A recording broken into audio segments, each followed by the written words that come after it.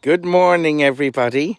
And what a beautiful, gorgeous, sunny morning it is. It does the heart good to be out. And I figured out, I've been saying that I've been finding it hard to wake up in the mornings and get up and stuff like that. And I thought it was the hour change, which was in March, and we're now heading into May. I figured out there's Jessie. Jessie's after being milked and she's happy out. And there's Sooty. Sooty is in kid, and I think Honey is. I'm not too sure. She scanned, yes, but she might have fell foul along the way, as the man said, but we'll see how it goes. But they were the first two milking goats I got. God, is it 2 or 3 years ago now, and they're just great. And there's Jessie. There's Jessie with the full belly. And there's Max as well. Max has a nice full belly as well. But anyway, trying to get up in the mornings, I just realised, because the window in the bedroom is broken, I had this big velvet curtain up to keep the wind and the rain out. But tis dark in the room, so I took that down now this morning. So hopefully tomorrow morning, look at Margot now, she's going to go for someone.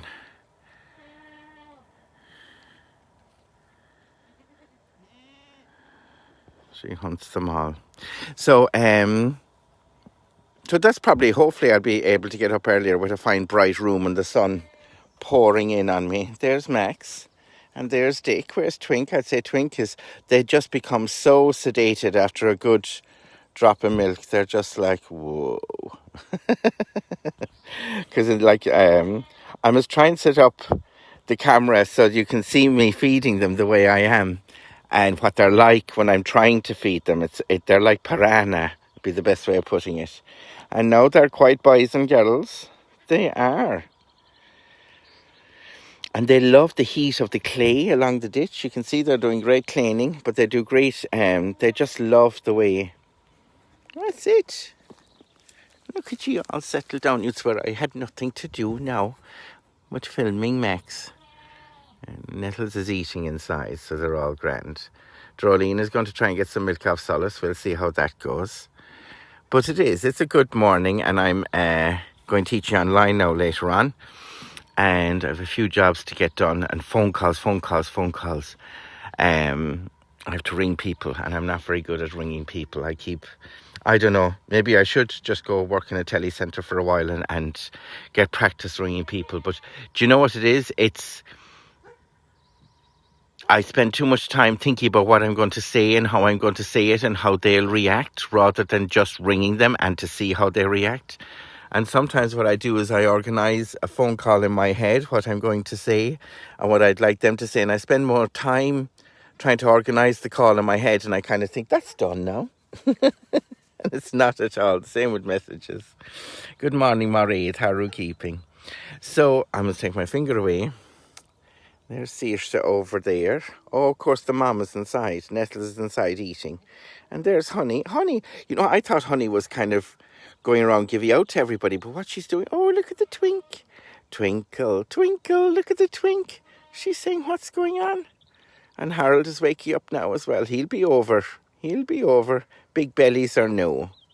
Big bellies or no. Look at them all. So yes, we must start making phone calls now and getting him out there. So the story this morning. Hello, Harold. Hello, Twink. Come on up and say hello. How about that? Oh, Dick is up now as well. Look at you. So this morning, I was just getting ready for Yarn in the Barn on Saturday, and I'm talking about one of the goats, Solace, over here. She had a kind of a bad walk, and it's settling down a bit. It's coming around bit by bit. And she needs to put on a bit of weight now. We need to give her some beet pulp and stuff like that, or Complan. Only joking. So, and I made up an ointment for her, a healing ointment for her pap and the cut on her. She had a cut on her pap, and it was really hard to milk her. But I made up an ointment, and geez, it was fantastic. And it worked wonders. So I want to tell you about that in Yarn from the Barn. But I was thinking then about a story I heard years ago about one of these wise women that lived at the edge of town and that had cures like that for everything and knew all the herbal remedies and the old cures and stuff like that. Look at this fella now. You can hardly see what he's doing. Oh, Grover's giving out, lads. Grover's giving out.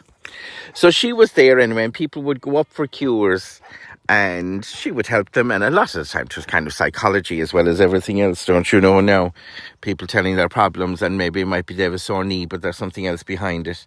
And it would go on anyway, and people would go up. But then a medical doctor came, and he heard about this wise woman going up.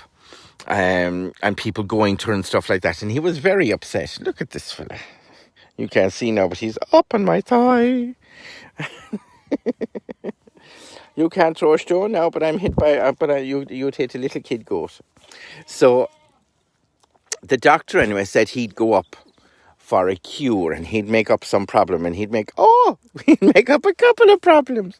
Harold is eating my ear. He'd make up a couple of problems that she'd never be able to solve together, you see.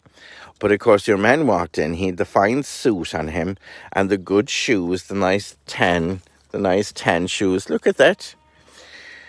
The tan shoes on him, and the hair very nicely done and stuff like that. And she could smell the city of him. So she kind of knew there was something going on. So she offered him a cup of tea, and he said he would. And she got the cup, and she brought over the cup full of water. And she started pouring the tea into the full cup of water. And 'twas pouring out onto the table, and 'twas pouring out onto the floor, and he nearly destroyed his beautiful Italian shoes. And he said, Lord God, woman, you're supposed to be a wise woman. You're supposed to be great altogether. And this is what you're doing. You're pouring tea into a full cup already. And she said, aren't you doing the same with your mind? Your mind is full already, and you know exactly what you think of me. It isn't open at all, and your mind is full, and you can't take anything more in because you've decided already what you think of me and my cures. Well, the doctor couldn't say any more, and she said, the only way that you can fill your mind now is to empty it. And the only way that you can empty it is to open it. So you have to open your mind. And next thing, the doctor started telling her real problems that he had. And she was able to help him. Look at this devilment and crack going on in notions in the morning. Notions in the morning, oh Lord God. But, and the doctor went away, and he never bothered the wise woman again. And if somebody said they went to the wise woman, he said, you were a wise person. There we go. And sometimes we go and see somebody, we have our minds made up already. And a lot of politics now, and Twitter. Oh, Twitter is full of that. People are already they're not listening to what somebody is saying because they've decided what that person is going to say already. Look at that now. Where's she gone? Oh, you're there, Twinkie. So now we better go in and milk the rest. You'd swear I was a politician that I could laze around all day and do nothing except get my photo taken. Slán and ish gachtainna go raibh maith go bhar fad. Thank you ever so much, and have a beautiful day. It's gorgeous here in Iveragh, and I really do hope it's as gorgeous wherever you are. Slán and ish.